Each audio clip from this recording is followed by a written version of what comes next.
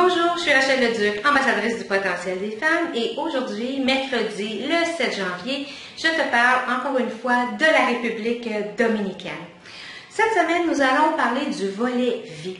Plusieurs personnes me demandent, Rachel, comment est-ce que tu fais pour faire tout ce que tu fais puis accomplir tout ce que tu as accompli et aussi avoir la vie de tes rêves?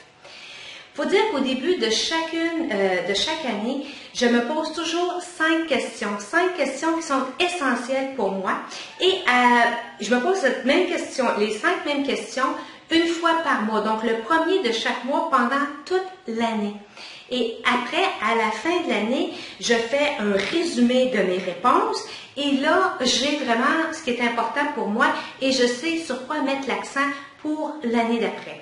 Donc, je vais partager avec toi les 5 questions essentielles que je me pose le 1er janvier et ensuite le 1er de chaque mois. La question numéro 1, qu'est-ce que j'aime faire?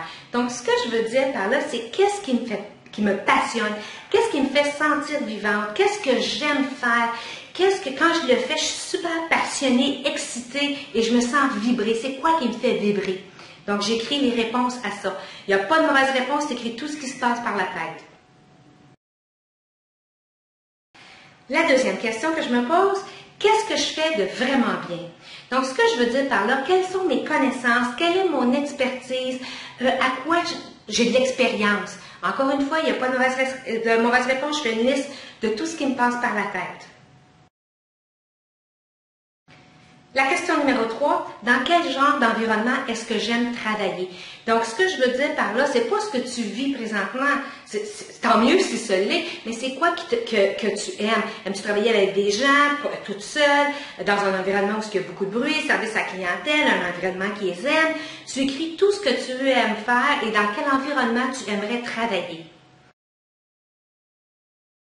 La question numéro 4, qu'est-ce que j'aimerais faire dans cette vie-ci? Donc, c'est le temps de faire en anglais, on dit une bucket list. Donc, de faire ta liste de la vie de tes rêves.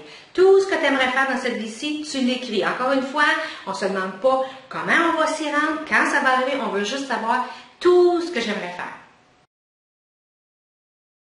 Et la question numéro 5, c'est où est-ce que je me vois dans 5 ans et dans 10 ans?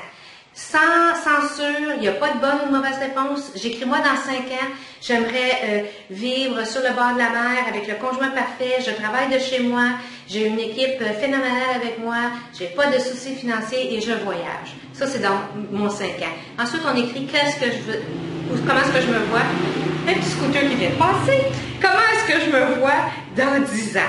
Donc, ce sont les 5 questions que je me pose le 1er de chaque année et après, je me pose ces questions-là le 1er de chaque mois, comme je disais. Quand je vais arriver le 1er février, je ne regarde pas les réponses que j'ai mises pour le 1er janvier. Je prends une autre feuille, j'ai mes 5 questions, je réponds. 1er mars, la même chose, avril, mai, et je fais ça tous les mois.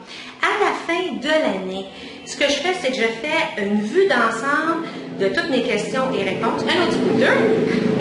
C'est ça, la République dominicaine. Donc, à la fin de l'année, je prends les 12 feuilles et là, je fais un bilan, je fais une vue d'ensemble de ce qui était important pour moi. Et ce qui revient toujours, c'est ça que je vais mettre l'emphase dessus. Donc, pour moi, mon 2015, qui est revenu souvent en 2014, c'est que mon environnement de travail, je l'ai, c'est l'idéal. Je peux travailler de n'importe où dans le monde. J'ai une équipe qui est formidable. Mon environnement de travail, j'ai pas besoin de mettre l'accent dessus. J'ai déjà ce qui est important pour moi, c'est déjà en place. Mais les autres 4 questions, ce qui est revenu souvent, c'est que j'aime enseigner, partager et aider les autres. Donc, je vais continuer à faire ça. Il est revenu souvent aussi les voyages. Je vais continuer à voyager. Ma maison sur le bord de la mer ou ma maison dans le sud, c'est revenu aussi beaucoup, presque à tous les mois. Donc, je vais mettre beaucoup l'emphase là-dessus. Surtout, je regarde pour quelque chose ici en République dominicaine. Et puis, aussi, de trouver le conjoint parfait pour moi. Donc, ce sont les choses qui est ressorties pour moi en 2014, les réponses que je donnais à tous les mois, et ce sur quoi je vais mettre l'emphase en 2015. Ah, aussi partenariat. Souvent, le mot partenariat est sorti en 2014, donc ça devient mon mot-clé pour 2015.